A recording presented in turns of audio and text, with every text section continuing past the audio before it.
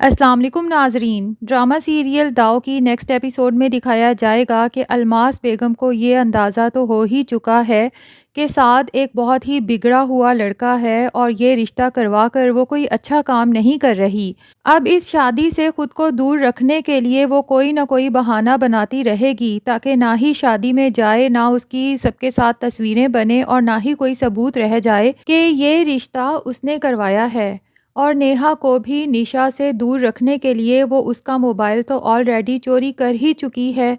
अब निशा बहुत ज़्यादा डिस्टर्ब होगी कि उसकी शादी है और उसकी सबसे बेहतरीन दोस्त ही उसकी शादी में शरीक नहीं है।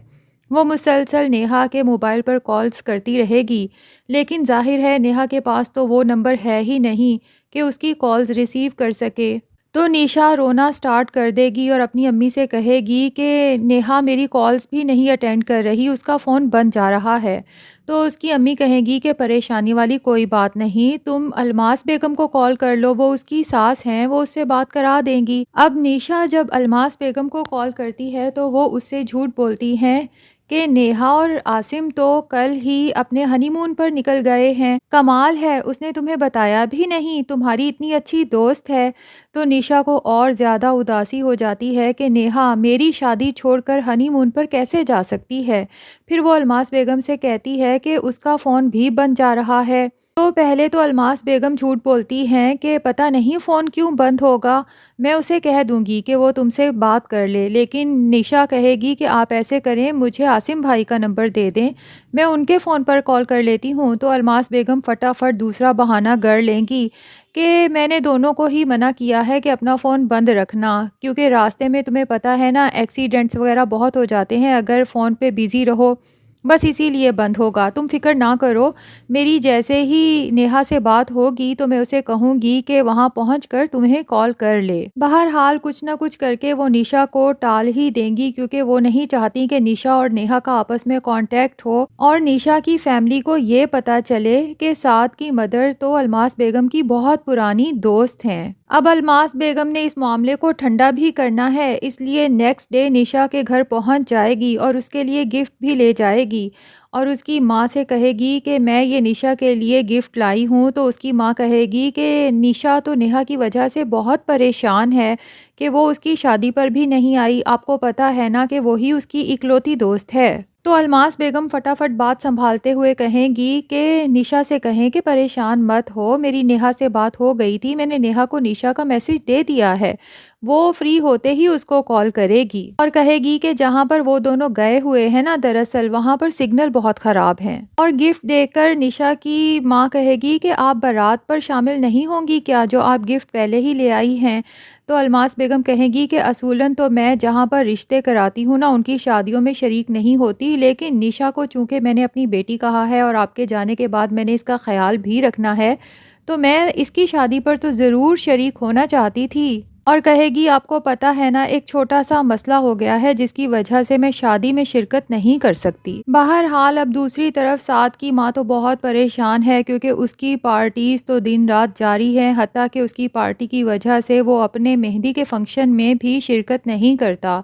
तो उसकी माँ सोचती है कि पता नहीं बारात पर इसका क्या हाल होगा। वो उससे बहस भी करती है कि तुम्हारी शादी है और तुम अभी तक घर में पार्टीज़ रख के बैठे हुए हो। तो साद कहता है कि भाई बारात में मैं आपके कहने पर शिरकत कर लूँगा, लेकिन उससे पहले और उसके बाद आप मेरी लाइफ में इंटरफेयर ना करें। और फजूल किस्म के दोस्त जमा करके उनके साथ डांस पार्टीज में लगा रहेगा। अब नेक्स्ट डे जब बारात होगी तो उसमें तो साथ शरीक हो ही जाएगा, लेकिन वहाँ पर सभी नोट करेंगे कि लड़का कोई शादी से इतना खुश नहीं है, क्योंकि वो बिल्कुल ही लापरवाह वाले अंदाज में शादी में बैठा रहेगा। यूँ लगेगा ही नहीं कि उसकी अपनी शादी है, बल्कि यूँ लगेगा जैसे किसी और की शादी में मजबूरन कोई अटेंड करने आया है।